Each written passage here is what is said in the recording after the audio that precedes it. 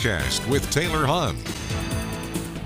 Welcome back, everyone. Today was definitely a hot one, and unfortunately that heat is going to continue into tomorrow. We have a heat advisory in effect until 7 p.m. tomorrow, and you can also expect to see a few more scattered thunderstorms tomorrow. Like today, we saw a couple isolated showers, but it was quite dry. Tomorrow you can expect that rain chance to increase just a little bit. Now for some heat safety tips while we're outside in that heat advisory, you're going to make sure you're not leaving any kids or pets in unattended vehicles, drinking lots of water, and of course limiting your time outside in the direct sunlight. Of course, take frequent breaks and wear lightweight clothing so that you aren't susceptible to any heat illness.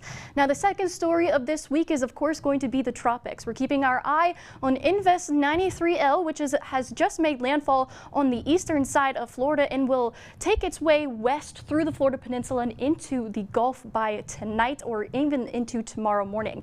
The National Hurricane Center has given our Invest a 40% chance of development over the next 2 days and over the next 7 days.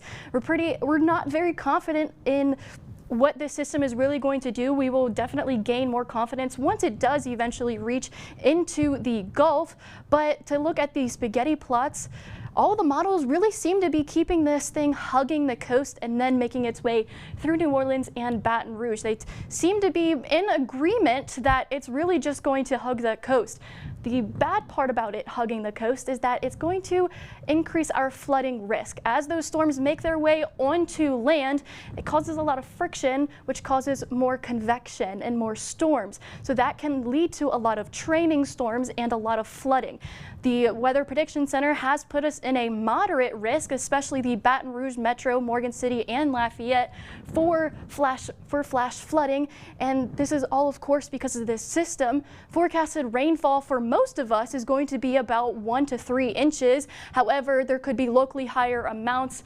Places like Morgan City can see up to 5 inches. Of course, the locally higher amounts can be anywhere from 8 to 10 inches. So you just want to make sure that you are definitely preparing for any type of flooding that could be occurring with this tropical disturbance, possibly tropical depression and tropical storm by the end of the week.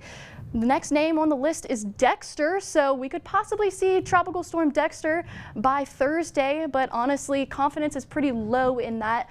Most of the models have been keeping this thing at a tropical depression, but anyways, it's going to be quite mild as we get through the rest of the week, seeing lots of rain, but it's going to keep our highs down in the 80s.